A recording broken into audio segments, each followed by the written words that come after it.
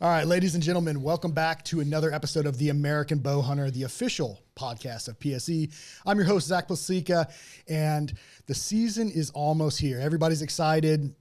We're getting ready. Seems we're long overdue. It seems like every year to get back into this, the hunting season, early season. High risk, high reward, but that's what we're going to cover today. It's very easy to screw up your hunting opportunity and plans right out of the gate. That is a fact. So I've got Mr. Joe Kolaszewski here to kind of give us some insight. You've got a ton of experience, man. I mean, you're a hunter year round. A little bit.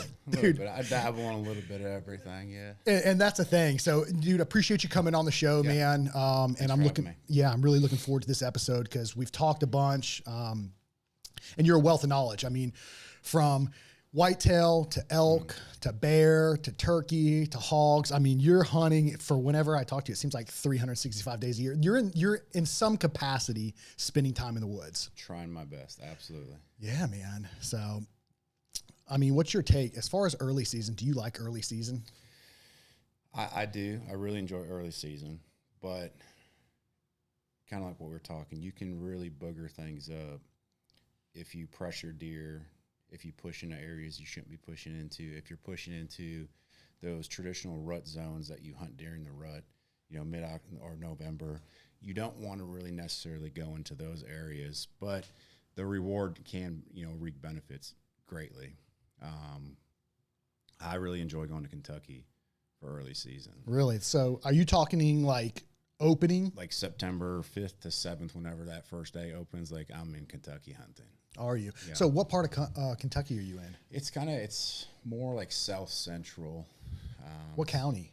It's in like Barron County. Okay, so I go up to Hardin County. Okay, where is that located? It's like central Kentucky-ish. Okay, so I'm probably south of you. Yeah. Yeah, I'm right where I'm at. I'm probably 2 hours kind of northeast of Nashville. Okay, yeah, I know where you're at. So I mean, early season there, I mean, the weather there it feels like it's the same as it is here. It's hot. But it was, I think 2 or 3 years ago, it was a record high of like 107 degrees, not including the heat index. Man, the longer I've been involved with this, like you always like, oh man, it's gonna be hot. That's like just bow hunting for me at this point. It seems like it's always, if you're bow hunting, it's gonna be hot. I mean, yeah, especially in this area. Yeah, southeast. Carolina, like it can be December and it's 85 degrees. We're wearing shorts during Christmas. What is going on right now? Yeah, dude. So I'm with you, man. I mean, it's just one of those things you kind of accept. But yeah, I have a love-hate for early season. Mm-hmm. I like it because I like how much I see movement. I mean, they're coming off their summer pattern. You just see a lot of deer. Mm-hmm. But the downside of that is it's hot, man. It's humid. Yeah. The bugs are bad, especially where we're at. So you're battling a lot of different variables, a lot of different elements. Mm-hmm. So when you think of like a successful early season hunt, is there something you notice that they have in common for you? Like you say you go up there the 5th through whatever days you were saying in September. Is there like a commonality that you have when you see success? So it's definitely that time of year. They're basically at the end phase of, their bachelor groups. They're still very easy to pattern. Right. They're going from bedding to water to food, and that's every day they're doing the same exact thing. So if you can pattern that, get that down, and a lot of it is you have to put in the time for scouting. So when you talk scouting, we'll take a little step back. So what does scouting look like for you? Because a lot of guys I talk to, they're like, I don't summer scout because as soon as they drop velvet, they're different. That's so right. Is scouting start prior to that for you, or is it just scouting for me really starts once the season ends? Okay, so all the successful guys I talk to, I'm in the woods as soon as that season is over. I'm in the woods. I'm looking for sheds. Excuse me. I'm looking for sheds. I'm looking for, major bedding areas, and I'm putting cameras out from the get. I run cameras 365 days a year. I think we run approximately like 20 cameras, various different states, but putting mineral sites out. I'm not necessarily hunting over these mineral sites, but, it's an attractant for deer. And in the states that it's legal, I think it's a great way not only to see what you have, what potential is on your property, but it also is a huge benefit for, you know, just deer in general, not just for bucks, but for does, for fawns, everything. Excuse me. So the loose minerals, I'll put out loose minerals, and I'll put out approximately at each mineral site, I'm putting out anywhere from 500 to 600 pounds of loose minerals and running cameras on it. I'll run feeders, and this is more so for not whitetails, but for pigs. I'm running feeders year-round for pigs. So you have to be boots on the ground. But summertime, like mid-summertime, I'm not in the woods. At all. No. I trust my cameras, and some people might look like, oh, it's cheating. And I can look at it as like, oh, so why aren't you shooting a traditional bow? Why do you shoot a compound? Because technology is there. We need to use that to our advantage. Yeah, some people I can see it. You know, become too reliant on technology, but I mean, it's a great tool to aid in what you're doing in order to be successful. Yeah. And if you use it within reason, you don't become reliant on it. 100%. I think it's a good asset to have in your tool belt. Absolutely. But for me, I'm terrible with cameras, man. I hang them. Yeah. I got them out there right now. They need new battery, and they'll burn. Especially the cell cameras. They'll burn up batteries, man. Independent location geographically. You can't just, you know, put out a solar panel here in eastern North Carolina, or you can try, but a bear's going to get it. Dude, every year, man, I'll get a picture. I'm like, oh, we got bear. It's one picture of a bear, and then there is no more pictures. I go out there, my camera's spun around backwards. Right. Yeah. That's right. Yeah, that's funny, man. So early season, I mean, opening day, everyone gets excited for it. Yep. You know, everyone's very eager for it.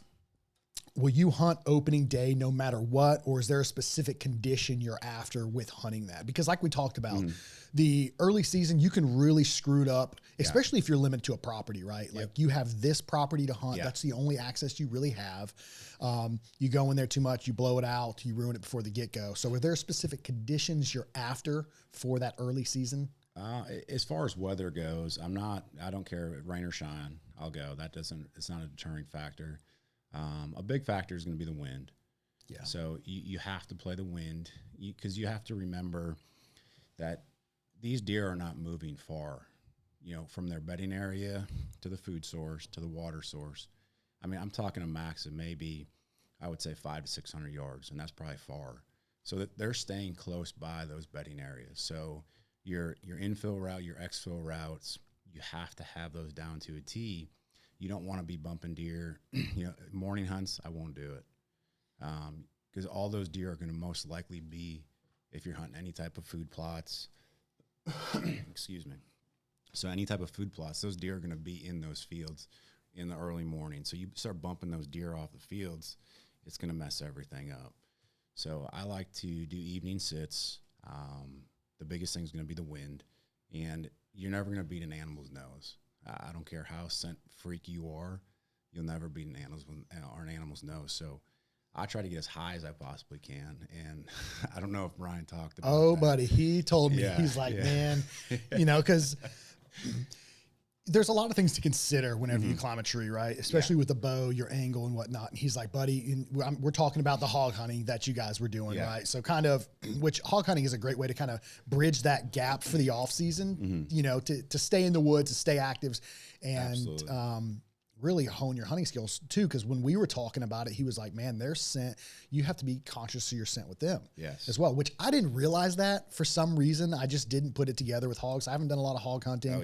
But I was like, that's interesting. He was like, man, when we were climbing trees, he's like, Joe made me go first because I'm shorter hang. Well, because the reason, and not to cut you off, but we were filming a bear hunt last year. Right. And I had set the sticks up. They were too high? And they were too high. The gaps? His legs are a lot shorter, so he was struggling jumping up down the sticks. I'm like, dude, I want you to set it.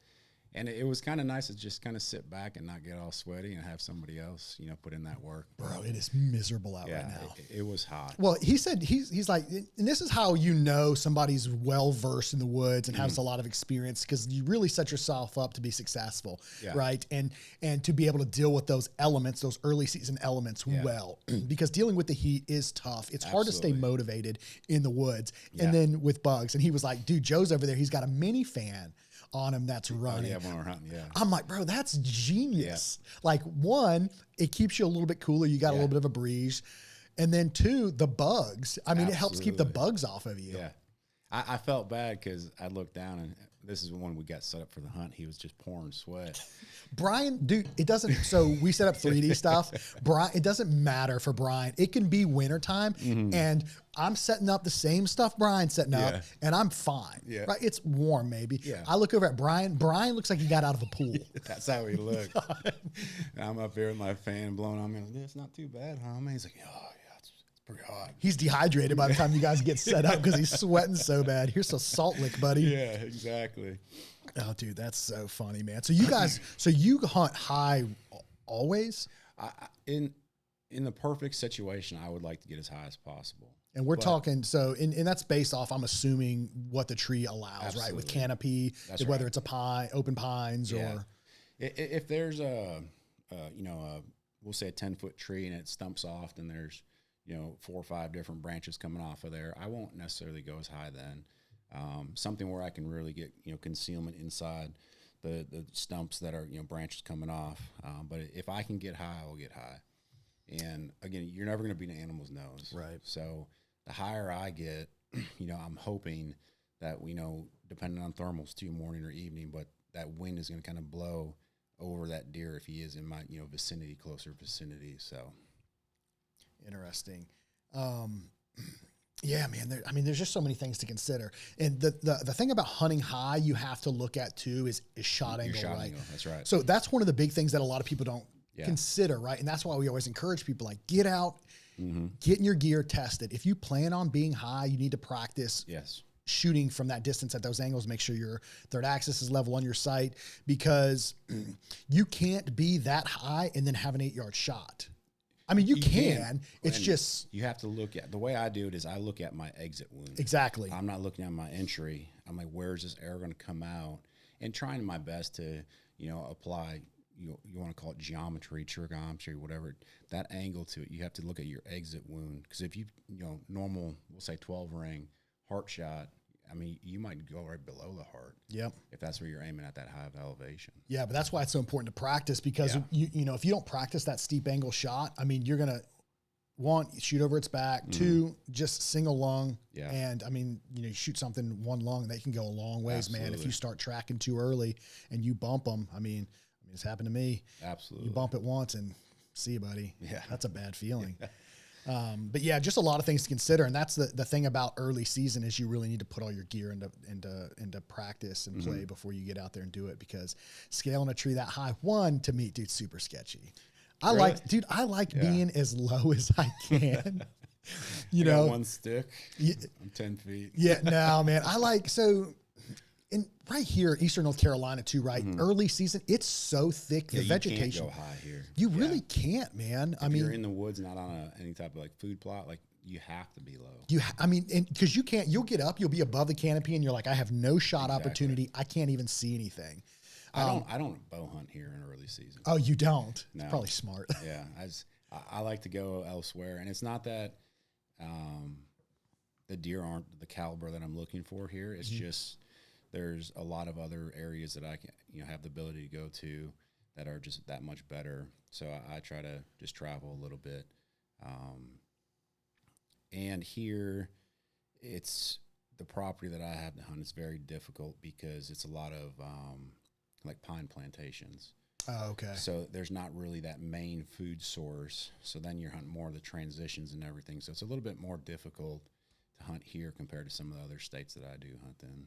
I would agree with you on that, man. Yeah. But so let's say someone doesn't have that ability to travel like that, because a lot of blue collar guys, I mean, they only get so much opportunity, right? I mean, or guys that just have the ability with work, they can sneak out in the evening, they can go sit in a stand. If you're hunting somewhere like where we are, southeast, thick vegetation, what is your approach like that? You talked about a little bit, transitions more. Yeah, so I look at it, you have to think, especially in Eastern North Carolina, I'll take the approach of you have to look at it as the deer are hot.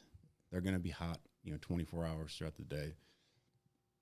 So try to get to those areas that you think will be 5 degrees cooler, 10 degrees cooler. That's most likely going to be the core area where those deer are bedding. So not necessarily push into that area, but try to hunt those transitions. If it's a swamp that comes up to a pine plantation, hunting those transitions, those deer are going to be, moving on those transitions, try to find the runways. So this might be a touchy subject for some people. Perfect. Yeah, I love it. So feeding, if you got feeders going, if you're baiting, like, people are like, it's cheating. It's easy. It's not. So early season, if you're baiting, don't hunt the bait pile. Hunt 150, 200 yards off of the bait. Because a lot of times those deer probably aren't going to come into that bait until, dusk. Right at dusk. It's going to be difficult to, one, get a shot because it's probably going to be dark. But two, you have to start thinking about, how am I going to exfil out of here? If you got deer coming in, you don't want to exfil out and then blow that stand. Right. So when you talk about, hunting, because that's what everybody says, right? They say don't hunt over the bait pile, hunt off of it, 100, 200 yards, whatever it is. When you're determining where to hunt on that bait pile, I mean, how do you kind of determine that? Are you just observing and seeing how the deer are kind of funneling into there? Are you following their trails? Like, how are you determining how they're getting there? Yes, that's where you got to kind of e-scouting, start with that, looking for those transitions, looking for what you would think is a possible bedding area. And this is where that early scouting comes into play. For me, at least, is, after the season's out, if I know the deer are bedding, in this particular area of the swamp, they're most likely probably going to be bedding in that area, come August, September timeframe still. So trying to get close to the bedding area, but not too close. But then also looking for runways, looking for, easier paths. Like, they're not going to be busting through, some bay brush. Like, they're going to want the easiest path most likely to get to wherever that food source is. So setting yourself up in between the bedding area and in between wherever your food source, if it's a bait pile or a food plot. So really just trying to cut them off their access to where they're going. Exactly. And kind of being strategic with that approach. Absolutely. So, we talk about early season. Not everybody has already put in that work, right? Mm-hmm. Some people, I mean, they just don't. They just enjoy being in the woods. Sure. And they haven't turned it into almost a job like the guys that are really successful. It's just enjoyable for them to be out there. So when they're doing that, they're kind of more, let's say, more boots on the ground, right? If you were to take that approach, maybe it's a new property, maybe it's public land, something like that, and you're unfamiliar with it. Mm-hmm. As far as like that early season scouting, right? So you're basically scouting on the hunt essentially, or whatnot. What's your approach with that? Are you like trying to just get close enough to where you got eyes on to where you can see stuff? Are you pushing in? Are you just glassing from fields? Mm-hmm. So I think my approach, if I, obtain a new property, I don't have the time to, put in the scouting hours or, run cameras. One, I will pull up, e-maps, Onyx or something, looking for natural funnels, looking for those transitions, looking for if there's any type of hard oaks. Is a lot of times on Onyx, it'll tell you if, hey, here's an oak tree, or, here's a cluster of hard woods, not, soft woods. So looking for that. And then unfortunately, you have to push into there. Like, you can't just hope. I mean, you can hope, right? But it's really going to lower your percentages of being successful, because archery already is difficult enough. You're talking maybe like a 25, 30%, success rate. If you're going in there completely blind and you're just hoping, I mean, you're bringing your chances down to, 5, 10%. So you have to, this goes back to like when we did our first podcast, you have to be aggressive. You can't just sit back and just, I don't want to push in there because I don't know, I might bump something. There's always a chance that you're going to bump something, but if you don't do that, you're never going to see what's there. Right. So you have to move around. You have to walk around. You're going to bump deer. The biggest thing is that time of year, they're very patternable. So if you can get cameras out, a day or two before, hoping that you get something, look for those main trails, look for a historical rub line. Not necessarily those deer are going to be using that rub line, but then look for a community scrape. So a community scrape, like those deer are using that scrape year round. So if you can find a solid community scrape, you're not necessarily, the bucks aren't going there to, establish dominance in that area to mark their territory, but that's how the deer communicate, is using those community scrapes. So if you can find a community scrape, that's a great way as well. But hardwoods, if you can find acorns, it's going to be, they're dropping, hunt that area. Okay. So with that, when you talk about pushing in, right, pushing in a little bit, you got to be, I'm assuming for your approach, it's within reason, right? You're not overstepping. I'll avoid the bedding areas. Okay. And a lot of people may think like a bedding area is just super nasty, thick stuff, which I don't necessarily think that's where deer really like to bed. Deer want to be able to see, one, that they're going to play the wind. So, but they want to see what's downwind so they can see any predators, any threat coming to them. So it's going to be more open. It's not going to necessarily be, I can't see 10 feet in front of me. They want to see the threats that are coming.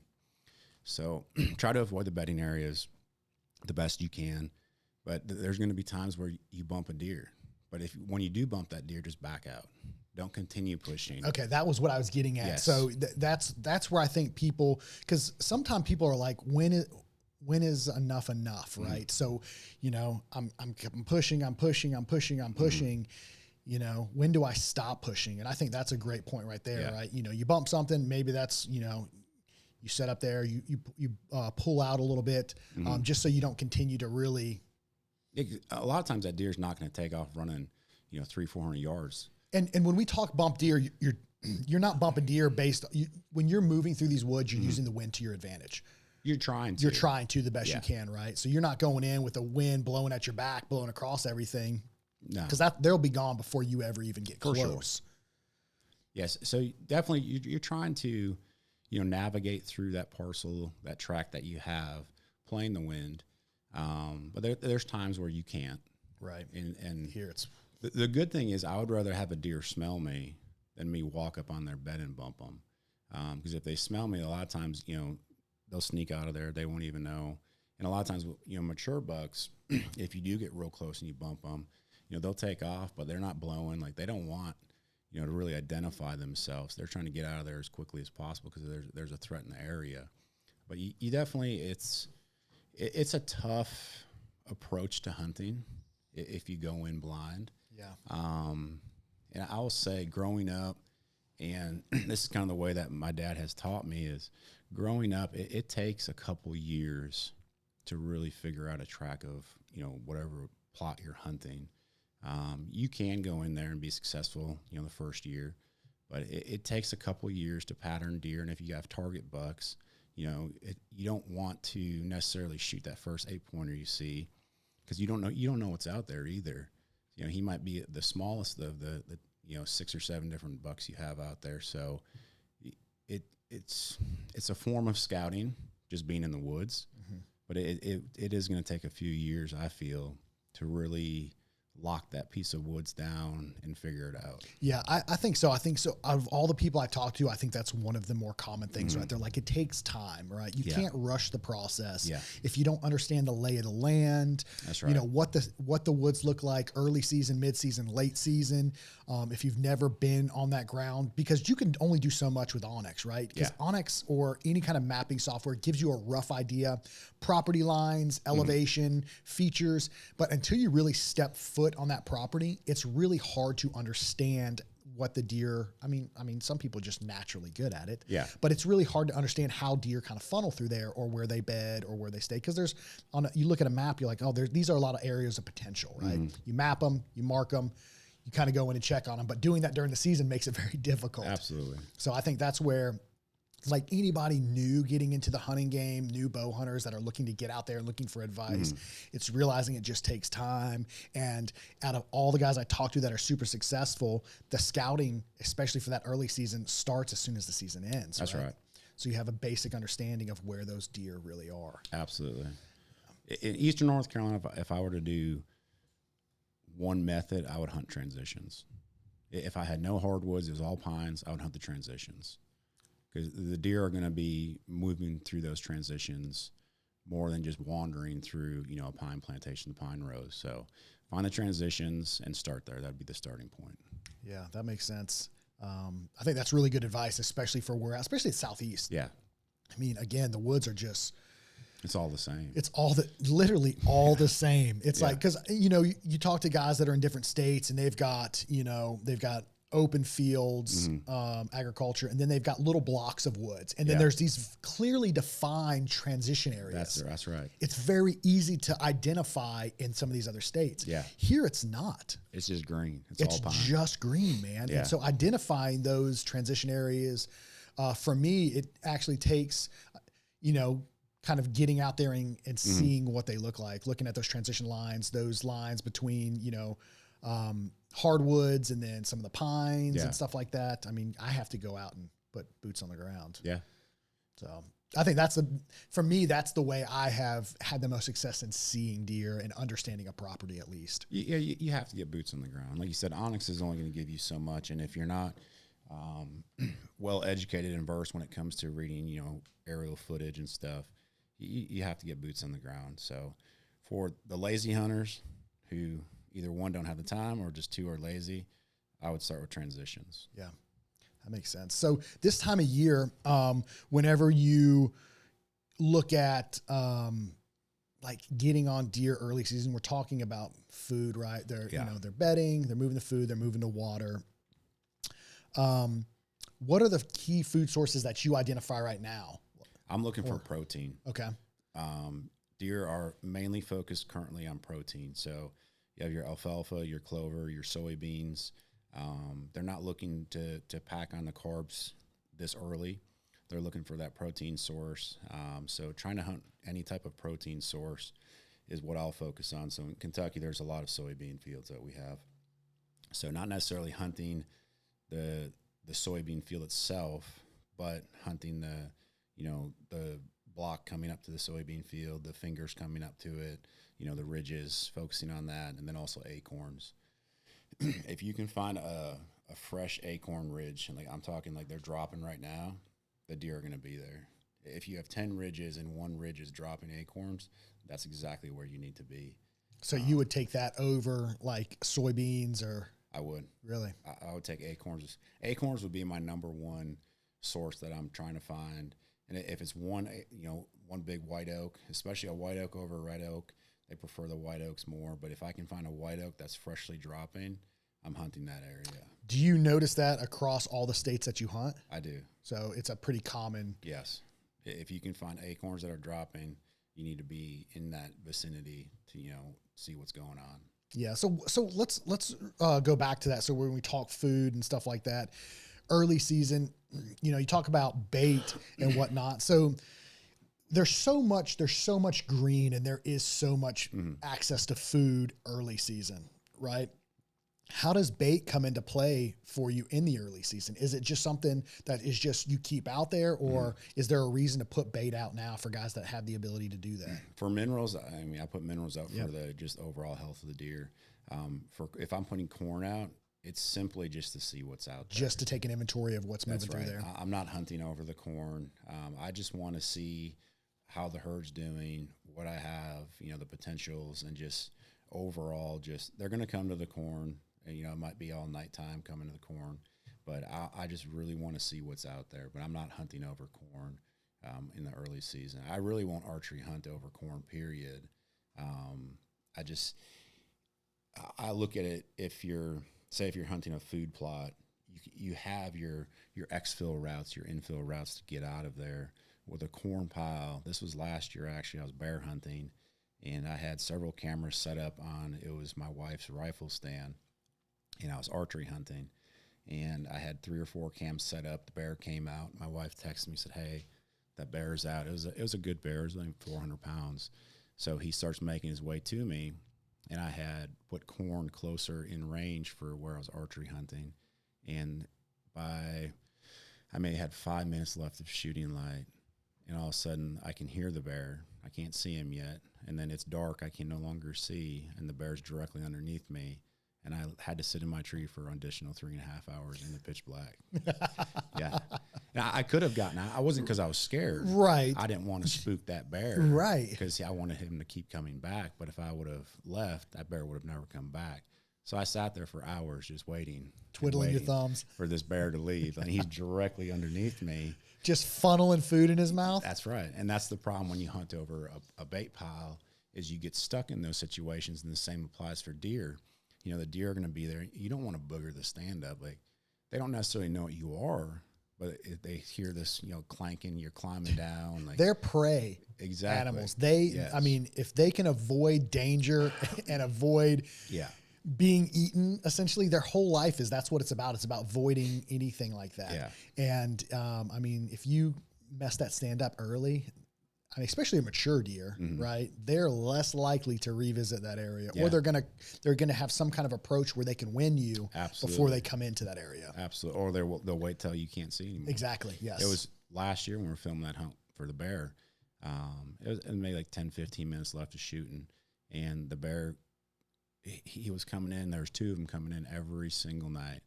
You know, 30 minutes before nightfall for about 2-3 weeks straight.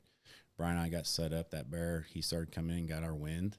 I didn't have a single bear at that stand the rest of the year. Wow. And he didn't see us. He just caught our wind. And that's the risk you run, because you have to be close to that food source when you're hunting over a bait with, you know, a bow. So gun completely different. You know, you can easily exfil and infill into that area, you know, if it's 200-300 yards away or so. Yeah, and that's the difference too, especially early season, right? Because like let's talk about scent control a little bit. Scent control early season is very, very difficult. It is. You really have to be on your A game, and more so you have to just kind of look at what's going on, what the conditions are like, what the wind's doing. I mean, that's the biggest thing. Yes. I mean, because like you said, you're never going to beat an animal's nose, especially a deer's nose. I mean, they live and die by that thing. Yeah. That guides them through everything they do.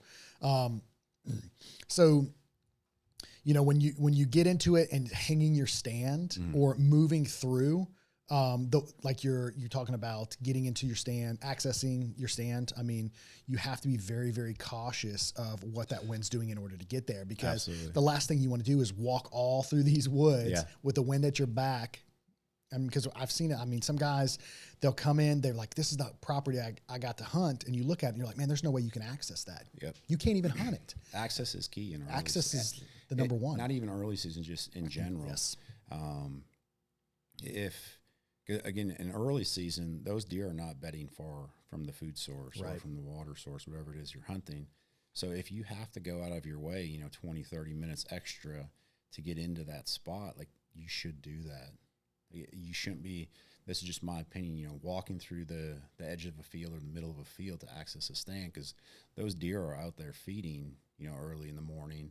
Evening, I feel more comfortable if I have to walk through, you know, a field to get to a setup. But in the mornings, like, I would never do that. You'll blow them out of there. And it's not necessarily going to blow the whole field up, but those deer will be able to kind of almost pinpoint the location that you're going to, and they may change their travel corridor, you know, 200, 300, 400 yards or so, and accessing a different point of the field type thing. So, yeah, I think it's easy for people to get lazy. Yes. Right? They're like, oh man, I just need to get there. Yeah. And I mean, I'm guilty of it too in the past. Like, I'm like, I just need to get there and then I get to my stand and I'm like, that was a complete waste, you know?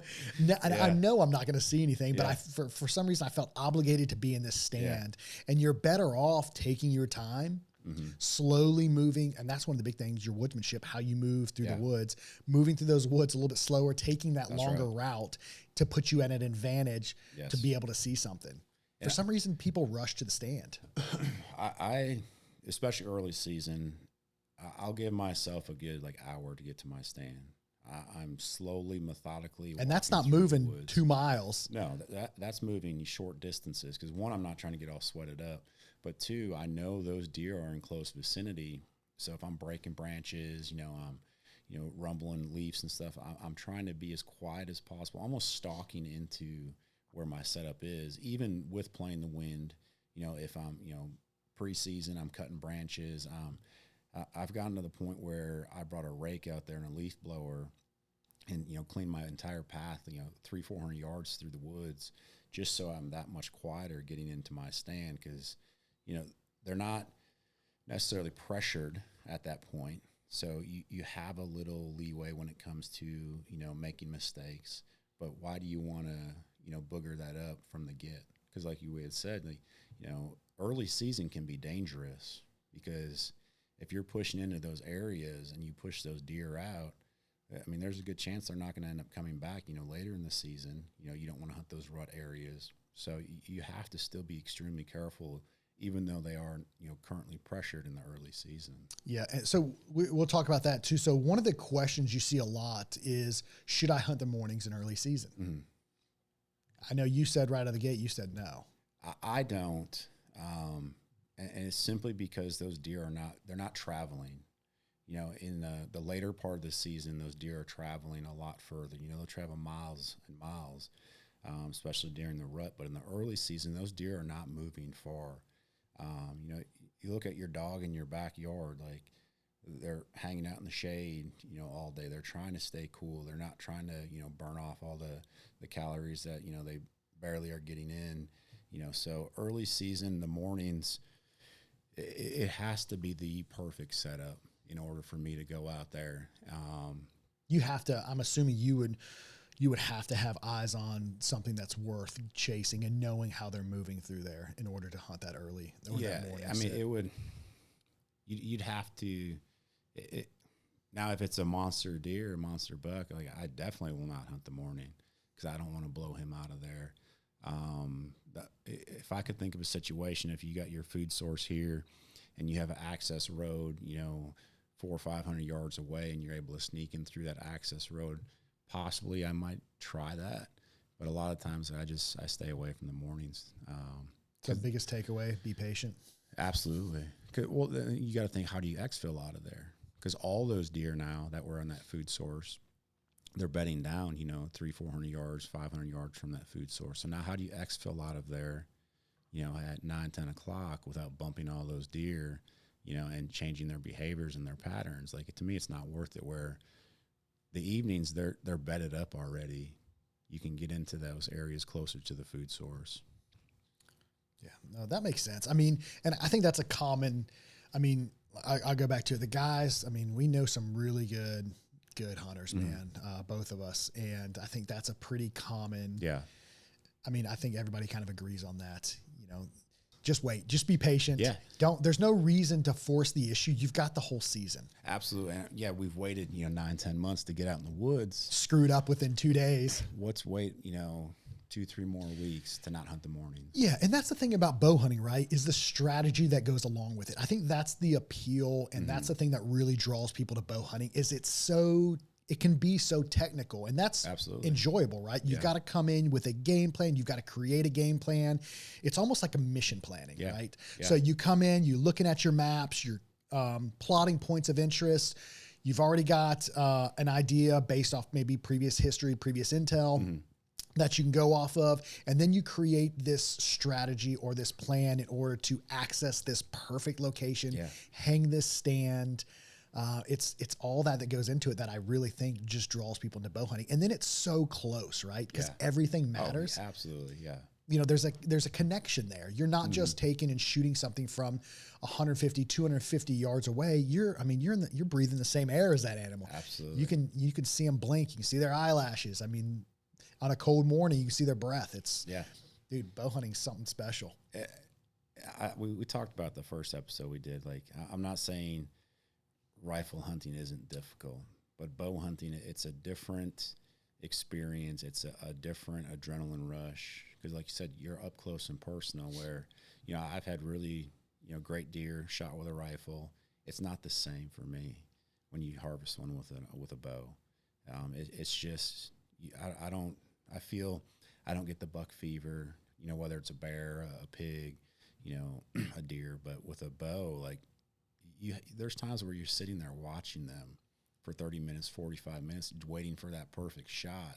You know, there's so much going through your mind in that amount of time. And I mean, you're one with them almost. So, yeah, it's definitely a unique experience. And it's, again, I'll go back to it. I think that's the appeal to bow hunting, man. Absolutely. All that goes into it. Yeah.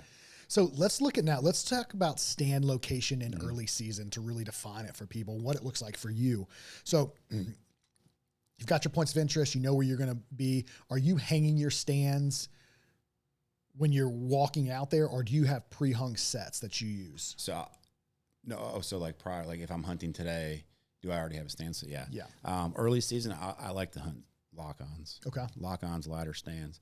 And it's simply because I'm trying to avoid as much as possible the amount of work that I'm putting in prior to getting set up in that stand. Because, I mean, ask Brian, like, it's not going to be any cooler in September than it was, last month. Right. So you're completely soaked and saturated already, prior to, hunting. So I like to have lock-ons already set up, my ladder stand set up. And I will saddle hunt, but I tend not to saddle hunt in the early season for that simple reason, because I'm trying not to get all sweated up. I want something where I can just get in, sneak in. It's quiet. I'm not making a bunch of noise, because, again, those deer are close by. They should be close by to where you're hunting. So as quiet as people think that they are, setting up their sticks, setting up their platform, climbing a tree with your lineman and everything, like, if you can just get in there on a ladder stand, the lock on, throw your safety harness up, like, that's the way I like to do it. Minimize the work. Absolutely. Or the effort required to get in. Yeah. No, that makes sense. I mean, yeah, because, again, it's hot, man. It's brutal. That first stick, you're good. Oh. But then you start climbing and you know what's funny is, like, whenever I go to do that, I notice how much more frustrated I get, and it just amplifies everything. It makes the whole situation worse. And by the time I get up there, I'm just ready to leave. Yeah. Or you look down, it's like, oh shoot, I forgot to hook my bow up. Yep. And you got to climb back down the sticks. It's so much easier if you have a ladder stand. I'm a huge saddle hunter. I love saddle hunting. But I think that there's a time and place where a lock-on or a ladder stand will outperform a saddle, just for that simple reason. Oh yeah, I absolutely agree. There's pros and cons to everything, right? Yeah. The mobility and freedom to be and climb any tree you want with a Absolutely. saddle is fantastic. Everything has a time and a place. But, if you have the ability to pre-hang things because you have that, one, you're in a property that you can do that, where you can leave stands and equipment out there. Cool. Two, it requires less work because it's already done. Yes. You can really sneak in, be a lot more quiet and want more stealthy, moving through the woods to get to there. It just makes everything that much more efficient during that time of year. Absolutely. But when we talk about, like, pre-hanging some of those sets for this, what does that look like for you in terms of where you're hanging them? Because you have to already have an idea where the deer are transitioning through there. And you're talking about, we've got bedding, we've got food. You're just trying to cut them off with those pre-hung sets? Absolutely. I'm trying to get in between them and the food source. And depending on how big the food source is, there's times where I'll hunt like an inside corner of the beans or something. But I know the deer are coming there. Deer prefer, in my opinion, those inside corners. But just strategically setting up your setups to, one, you're going to have, the cover, the concealment from whatever tree you're in. I don't like hunting just a straight pine tree, so I try to find something that's a little wonky. But also, what's the predominant wind? So, that has to factor into it. So, hunting those travel corridors, the deer, they're very patternable, like I said, in the early season.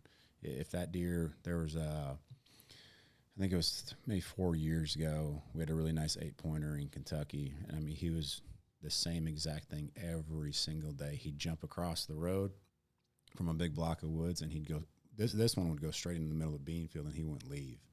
But I set up an inside corner. My dad was another inside corner, and he was able to he got out of his stand and pushed him to me.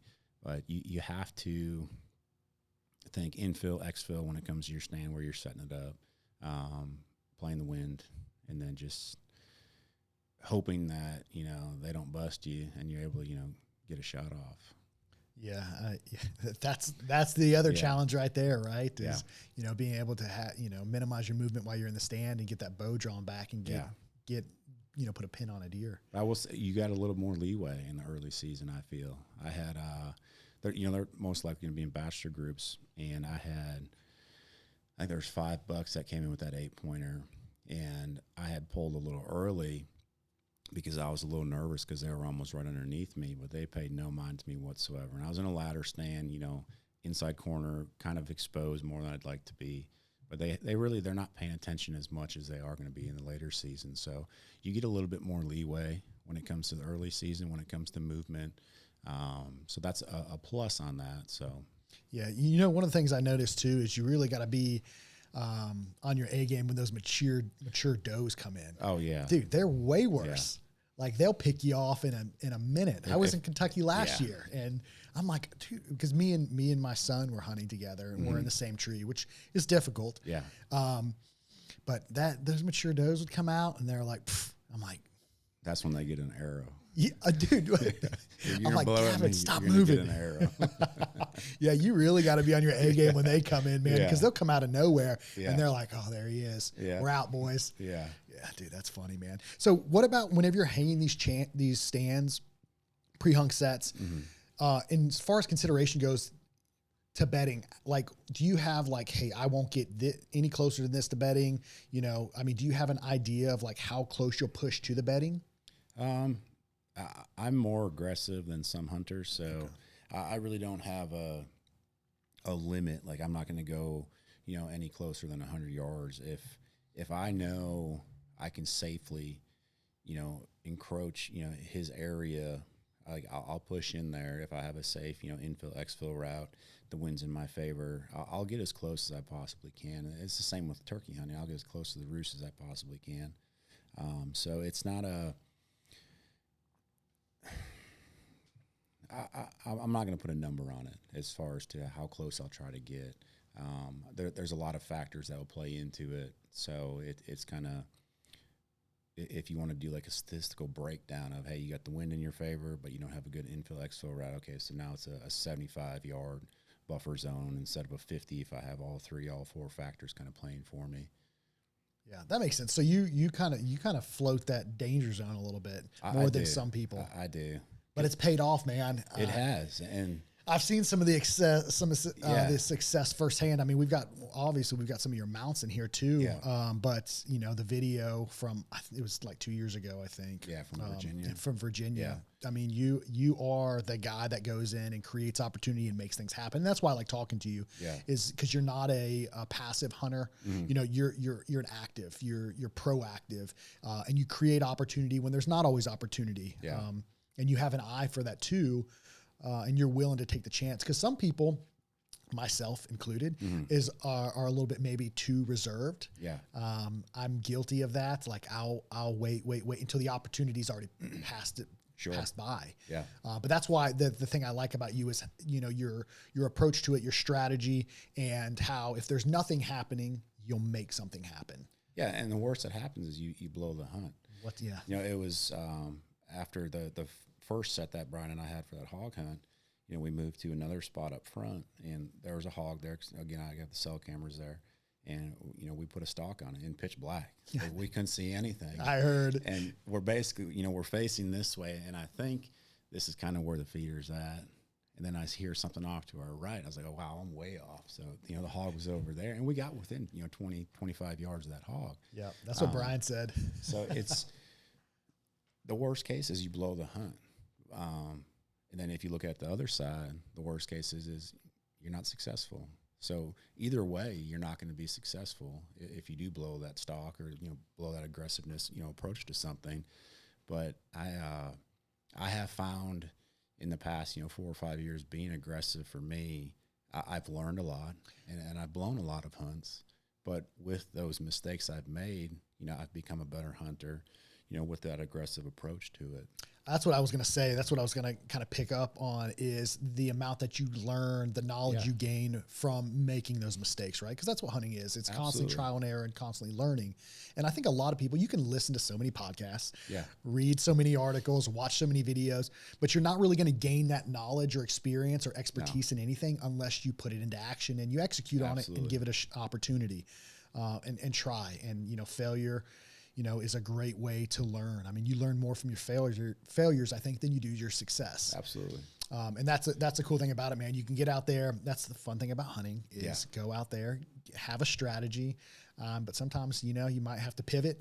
100%. And be willing to pivot. Yeah. And, create some opportunity or create some luck out of nothing. You're on deer time. That's it. It's not going to be how I have this perfect setup. You might think it's a perfect setup. You might have all this historical data of this, particular buck passing through there, but for whatever reason this day he doesn't want to do it. But if I have the opportunity, the wind's in my favor, the elements are perfect, I'm going to try to make a move on them. I like that. If it blows the hunt, it blows the hunt, but more than most times it's a successful hunt, or I get halfway through and I'll pull back. Hey, the wind shifted. All right, I'm pulling back. So you have to factor all those things into it. You can't just go full blown 100%, hero, I'm going in, I'm going to kill this thing.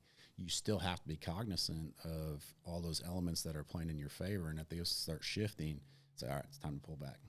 Yeah, that's where you've got to be able to understand that or read that at least, right? Sure. The wind, like you said, the wind shifting. Wind is critical, right? Yeah. If the wind is not somewhat in your favor, if it's 100% the deer's favor, and I'm not going to try to do something where it's all the elements have to be lined up for me to be aggressive. I'm not just running around the woods zinging arrows at anything that's moving. Like I'm strategically approaching the aggressiveness when it comes to how I'm hunting these animals. So when it comes to like early season hunting, especially for new hunters, is there a common mistake that you see, whether it's an approach, it's a way they hang their stand?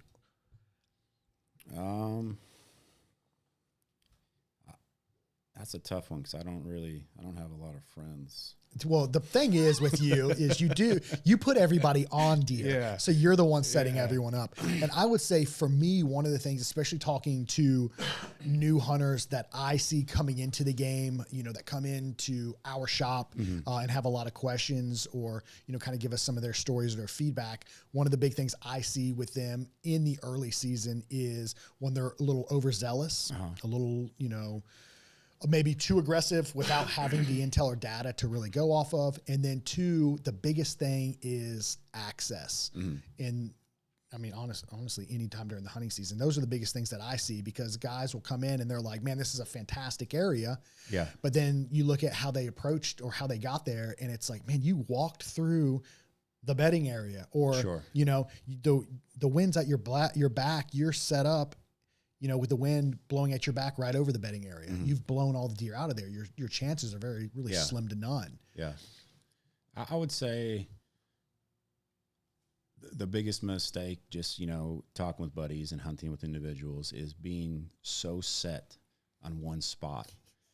You have to understand that, if you're, especially early season, there's a lot of things you could booger up, but if you're set on that one particular spot, you can't go that spot every single time, 10 days straight, you're going to burn that spot up.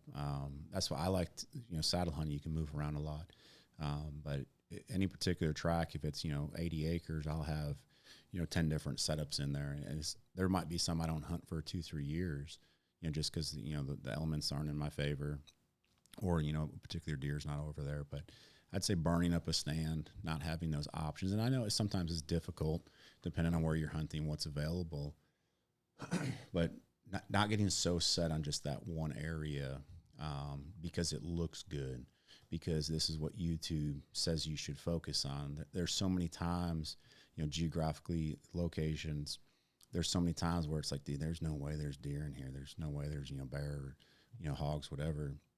It's like, let's just see what happens. And it's like, wow, this is really good, actually. So don't get so focused on, what YouTube is pushing out. Like you said, you have to get boots on the ground. You have to make those mistakes in order to be successful.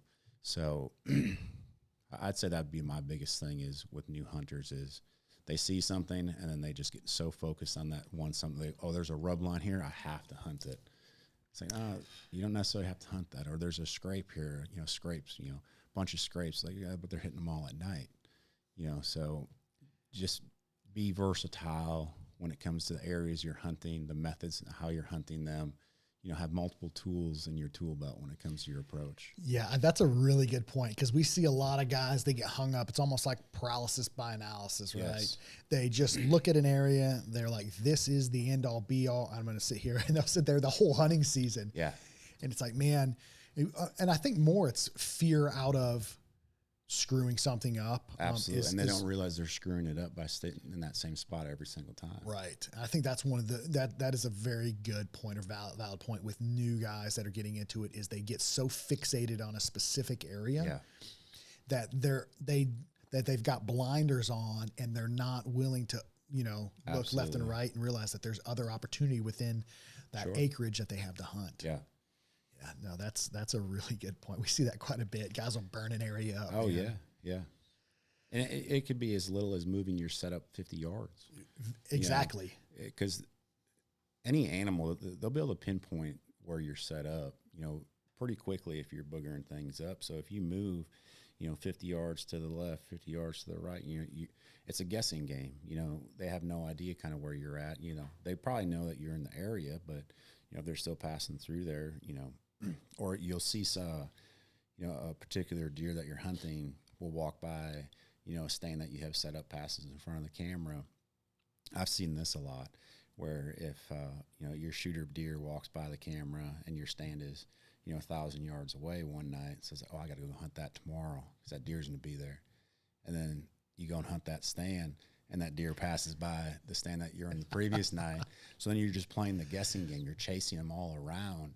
So that's where the scouting kind of will come into play in the time of year that you're hunting them. So, put boots on the ground, put cameras out, glass if you can glass. And there's a lot of times where I'd say 40% of my hunts are just observation hunts. I know I'm going to go out there, and there's probably a chance I won't see anything or I won't harvest something. But I'm going out there just for an observation, like, hey, what are the deer doing now? They're not, they're no longer using the mock scrape that I put up. So something's changed. In early season, I kind of look at it as my biggest key into, hey, I need to change things up, is when the soybeans start turning yellow. Because once they start turning yellow, for me, historically, those deer are no longer, the same pattern. They're changing their patterns up. And that's normally it's like mid-September, end of September into early October. They're going to start changing their behaviors. So once those beans start yellowing, they're not going to be hitting those bean fields anymore. And that's kind of my indicator that light clicks off. Boom, I got to change things up because the deer are going to be changing now. Wow, that's good. That's good to know. Yeah. Yeah, I think there's a lot of people that could, because you get on it, you're like, there's still beans out there. I'm going to wait. Yeah. Wait, instead of being proactive and realizing that things change as the year kind of evolves. Deer are going to change with it. Yeah, they're no longer looking for the protein. They want the carbs. They're going to start, establishing dominance with other bucks. They're going to be fighting, that pre-rut's going to be kicking off. So even if you don't have a bean field, just drive around. Right. You'll see beans that they normally change at the same time, depending on where that bean field is. And once they start yellowing, that's kind of that indicator, like, okay, I need to change my tactics up now too. Yeah. So what about like thermals and wind, right? We've hit on wind a little bit. So the thing about it is you can't just have it. You're not always going to have the perfect wind, right? Yeah. Like it's ideal if the wind is blowing right in your face, but that doesn't mean that the wind is going to be in the favor of the deer to move to where you're at, right? Yeah. So how do you approach wind and thermals in the early season? I mean, are you like trying to give as much of the wind as you can to the deer to where it's in their favor as much as possible, and then you have that one shot window? Like, how do you approach that? Did Brian talk about the wind in the swamp? Not really. No. So in the swamps, I found, particularly in the swamps, you're going to always have like a swirling wind. Right. So there's a lot of setups that I have where, it's across the board, no matter what state I'm in. That wind is going to be swirling at some point, whether it's, the contour or the ground, it's going to create funnels and stuff, and it's going to change that wind pattern. So that's where I like to try my best to play the predominant wind, and Onyx isn't always correct either. I'll look and be, northeast wind, this sounds, perfect. I'll get out there, I'll hit my wind indicator, and then it's a south wind. It's like, well, what the heck is this? So then I'll pull out of that area, but I'll hunt the predominant wind for that stand setup. And then early season, try to get as high as I possibly can. Already have that stand set. So, I'm trying to minimize, the stench that I'm putting out. And I'll bring those nose jammer wipes. I love nose jammer. Like, to me, it's the greatest thing. I love the smell of it. Like, I spray that. I was like, it smells like a vanilla cake. It's hunting time. Like, I love nose jammer. So I wash all my stuff with nose jammer. but I have the wipes as well. I'll bring the fan out. I was actually talking to Brian about it though. I always wanted to try it, but it's a little too bulky for me. But that ozonics, so I don't know how successful it is, if it really helps you, what percentage that it actually is a benefit to you. But the bulkiness, I kind of always steered away from it. But so trying to get as high as I possibly can is going to be a huge factor. And then it's hard to beat the wind. It's going to be hard when you got a swirling wind. And like you said, if that predominant wind is north and the deer are coming in your favor, there's going to be a chance that those deer are going to get downwind of you. Early season, I feel like you have a little bit more leeway when it comes to them scenting you, because they're not really accustomed to humans being in the woods. But there's also times where I'll try to, if I'm running feed or some corn or something, I'll go out there every 3 days with my 4-wheeler. I'm broadcasting corn with my spreader in the 4-wheeler, and I'll pull out. So then those times where I'll go in there, I'll feed them, pull my 4-wheeler out, and then get back set up in my stand. And it's almost like it's the dinner bell for them. Right. And then that human scent is already kind of there. So it might help you a little bit with, hey, they're not accustomed completely to the human scent, but they know that it doesn't necessarily, factor into a danger area when they do maybe possibly catch your scent, because you already have some down on the ground from feeding, every 2-3 days. Yeah. So I think there's two good points there, right? So there's two things we can talk about from that. So one, like human scent, and that really depends on where you're hunting, right? So you see like the Seek 1 guys and stuff, they're hunting deer in the backyard. Yeah. Those deer are used to humans around. So you can almost kind of use that to your advantage. Sure. Right. But if you're hunting the big woods, where deer aren't, or in mountainous area where there's never humans, you might have to be considerate of that, your scent might be a little bit more of a deterrent than, obviously like hunting, somewhere in the city like they do. But the other thing too, when we talk about wind, is when you look at a predominant wind, that wind can change based off terrain features and elevation, right? Because the wind is going to kind of flow through the features of, whatever's out there, whether it's, you got elevation where it's going to funnel through, you've got big openings, you've got thick woods. I mean, you got to kind of consider that. So that's why, when you go off the wind, just off an app, you might have a predominant whatever wind, but when you get in the woods, it's not based because of the way the terrain features funnel the wind through that area. So again, that's back to boots on the ground, and understanding that area prior to being out there. For sure. And then you brought up thermals. So understanding thermals, thermals in the morning time, they're going to be rising. Evening time, they're going to be pushing that down. So you don't want to, it's something you have to think about, where you don't want to be down in a valley, in the morning time, because your scent is naturally, even with that wind, it's going to be naturally pushing up. So there's a good chance that it can push up in the top part of that ridge, the 1/3 part of the ridge, wherever you're hunting. So thermals are a huge thing, especially out west. Thermals are a big thing, but where there's more elevation and something to consider. That's right. But even around here, thermals, you have to factor in thermals. So it's something I think a lot of people don't think about. They just look at the wind, but the thermals are a big factor as well. Yeah, I think that's that next level too, right? It's because all of these learning stages, they just take time to learn. Sure. Understanding the wind and reading the wind is incredibly difficult. When I first started hunting, my cousin was talking about thermals. I was like, oh, it's 80 degrees. I don't know, what is he talking about? We're good. We're not going to worry about that. Yeah, that all evolves as you kind of evolve as a hunter. But one of the things that's another interesting thing is you talk about getting really high, right? There's different opinions on all of this stuff. It's very opinion based. Absolutely. There's a lot of ways that you can approach this, and a lot of different ways that you can skin a cat, right? And that's the same thing with hunting. So one of the things that I've seen is get really high, right? Maybe your scent dissipates a little bit more, whatever. And then the other one I look at is hunt extremely low, and that cone is much smaller. The cone is much bigger when you're higher. What's right? What's wrong? I've seen success with both of those. Absolutely. I mean, I've hunted 10 feet off the ground. I've hunted 45 feet off the ground. It's every situation is different when it comes to the height that you're hunting, what the the trees around you, the canopy allows. So it's one of those things you got to get out there and see what's the best approach to it. I'd say 75% of the time I'm hunting as high as I can, especially in the early season.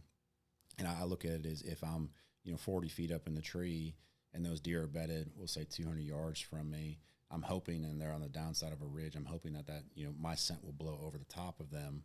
So as they're coming in, like, they have no idea when it comes to my scent. So you got to factor the terrain in there when it comes to height as well. So yeah, a lot of moving parts, a lot of things to consider, a lot of ways to do this, and the only way to really get good at it is to go out and try it. Yeah, and if it doesn't work, don't do that anymore. Yeah, but I think that's the thing about is you see hunters get locked into where this is the only way, right? Yeah. And I think that's one of the biggest issues within the hunting community is not being open-minded, right? Yes, obviously there's success with this way, but there's also success with this way. And the more versed you are, the more well-rounded you are, the more opportunity you create for yourself. And honestly, the more success you'll probably end up having long-term. Absolutely. Being able to adapt. I think it's important. All right, dude. So one of the biggest or one of the, as far as early season, a piece of gear or equipment that you just can't live without in the early season, aside from obviously your bow and stands, is there a piece of equipment that you just absolutely like, I have to have this to hunt early season? My thermocell. That's a no-brainer. Yeah. I would say my thermocell would be number one. And, well, I kind of take that back. So permethrin would probably be number one in eastern North Carolina. Agreed. So ticks are super bad. Yes. That stuff works. So yes. Permethrin, if you're not familiar with it, you coat your equipment with it, you coat your gear with it, let it dry, don't put it on your skin. But it does a fantastic job of repelling ticks 100%. And mosquitoes. 100%. So it was last year, actually. I think I was talking to you about this when I brought my wife out, and she was covered from head to toe in seed ticks. And I was, when I first got into permethrin, I'd smell it. I was like, no way, I'm not using it, because there is a smell to it. You can smell it. But once it dries, there might still be an odor that an animal can pick up, but to the human nose, like, it's scent free. So saturate your clothes head to toe with permethrin. Like Zach said, let it dry, and then a thermocell, and also a fan. I need my little mini fan. Dude, that is the smartest thing. I'm going to pick one up. I'm going to have you send me a picture of yours, because I'm going to get one. That is genius. It's got like the tentacles on it that you can lock it onto. Bro, I'm going to have a little mister out there. So it was. I don't even got to play the wind now. I just got a fan in my face. Just blow it up. I think it was maybe 5 years ago. My dad and I were hunting in Kentucky, and it was excruciating hot, and we didn't have the larger fans. They're maybe the size of a grapefruit or so. So we went to the gas station. They had these little mini fans about this big that you plug into your cell phone. And I'm telling you, it was so much better. Just, the fan's right here blowing on you, but just that little bit of a breeze. And then we upgraded to the bad boys. And some morale increaser right there, dude. I would not go out in the early season without a fan. That is so smart, man. It keeps bugs off. Yeah. Oh, dude, the worst is those. So right now, you got the yellow flies, so the horse flies, and then you've got the little no-see-ums. And those no-see-ums are relentless, dude. Yeah. I can imagine that little bit of a breeze is just going to make everything so much better, man. You'll just want to be out there. You're like, it's not that bad. Yeah. Oh, dude, yeah, that's funny, man. I'm definitely investing in that. Yeah, I think they were like $20 or $30 on Amazon, the ones that we got. Oh, dude, yeah. Game on. What are they, battery operated? Yep. Yeah. Rechargeable. You just plug it in your cigarette lighter in the wall or something. Oh, dude, genius. I know. Brian told me that, and I was like, oh, my, I don't know why I never thought of that. Yeah. That's genius. Yeah. So do you've got any, stories early season that, just a memorable early season hunt that was just like, wow, everything worked out? It was that 8-pointer in Kentucky. I don't know. I don't know if we talked about that one. So we were watching. We called him Hightower. He's a giant 8-pointer. In my opinion, he was a giant 8-pointer. But I'd say 150 inches, just massive when it came to his height and the mass that he had on him. And we were watching him for all summer. We're watching him grow, and we get set up. This is the first day of opener for Kentucky. I'm in the inside corner. My dad's in another inside corner. And we were watching him, previous days he'd jump through the block of woods into the bean field and go right to the middle, and he wouldn't move. So we watched him do this during hunting season, maybe 3 days, 4 days straight. So my dad and I are thinking of ways, how do we set up in the middle of the bean field? The beans are 4.5 feet, 5 feet tall, they're big beans. So we're thinking well, if we got a tripod, we could just plant that thing right in the middle of the beans. Like, he comes to the same exact spot every single time. So we're like, well, we'll go buy a tripod and set it up in the middle of the beans. When we started thinking, like, nah, that probably isn't going to work. Like, we'll scratch that idea. So this was like day 5, inside corners again. Both my dad and I set up, and I watched him jump over. He comes in the beans. So I text my dad. I was like, hey, Dad, like, high towers in the beans, same exact spot. I was like, dang, all right. So he's like, I'm going to climb down. I was like, all right. Okay, so he climbs down, and I can see him, beat bopping along the road, and he gets to, and I text him. He's like, he's right there. Cut in. So he cuts in, and he got within like 30 yards of this deer. So he pulls back. He was ready to, lace this deer, and he busted him. He blew. So he took off, and prior to the deer coming, into the field, I had ranged one little open spot in the beans. I was like 37 yards. So just give me an indicator of, reference point. And all 5, there's 5 deer out there. All 5 of them ran straight to me. I was like, oh, this is game over. Like, this is it right here. So got my bow. I'm ready. And the 4 smaller bucks came in, and they were probably like 20 yards. And Hightower was the last one. He's coming in, and he stopped right at that 37-yard mark. And at that point, I was drawn back. And this is, I don't know, I'd say maybe 15 seconds I'm holding at this point. So time's passing. It feels like an eternity. And it's really maybe, 30 seconds or so, and he was not moving. And he's facing directly at me. So I was like, oh, man, like, I don't know what to do. Like, should I shoot? Should I not shoot? And I wasn't very high. I was in a ladder stand maybe 15 feet off the ground. So I won't shoot a deer, front on or quartering to if I'm really high. But the lower you get, the better your chances are of, having a successful shot. So I was like, I'm going to send it. I feel like at 2 minutes I'm holding that full draw, and he's not moving. The other 4 are just kind of meandering around or whatever. So I sent it, and, he bucks up. Arrow was maybe, 20 inches into him, like good penetration. I was like, heck yeah, this is awesome. So climb down, we kind of get a few buddies. We, regroup everything. We start tracking them, and good blood, found the arrow, and we lost blood at 80 yards. I was like, no, this is not good. And at that time I was shooting a Rage, and I loved expandables. But at that point, I think what had happened with that Rage is, what is it? The severs, they'll lock out. With the Rage, they fold back in if that arrow starts pushing out. So I feel penetration was good. He starts running, that arrow starts working out. Blades collapse. There's no internal cutting on him. So we never found him. It was not a successful story, but it was a learning point for me, which it hurt. It hurt really bad because the next day we had to leave. We're heading back home. So my buddy lives there, Chad, and I said, hey, dude, like, he'll look for buzzards and everything. And no buzzards over the past, our next 3-4 days. And then on day 5, he showed back up on camera. So he lived, which was great to see. Like, that deer, he lived through that. But that's where I want to kind of tie into broadheads when it comes to, the controversy of fixed blade versus mechanical. And I want to say I probably shoot mechanical 85, 90% of the time now. Even after that happened, I quit shooting them, but I've gone back to them because the broadheads that are out there now are just magnificent. But, a lot of guys, this could be for new hunters as well. They get tied up on, all these different YouTube things like, oh, you don't want to shoot mechanical, you should shoot fixed. But the blood trails you get from fixed are terrible. The blood trails you get from mechanicals are absolutely devastating. So it's one of those things where it wasn't a success, but, I learned a lot from that. But that was probably like the most adrenaline pumping moment when it came to like an early season hunt for, a nice mature deer. Yeah. That I could think of. Yeah, those are good points, man. I mean, that's a great story. I mean, and obviously, that hurts, man. I mean, there's nothing, there's not a worse feeling. It still hurts today. But the fact that he's still alive or was still alive is, reassuring. Yeah.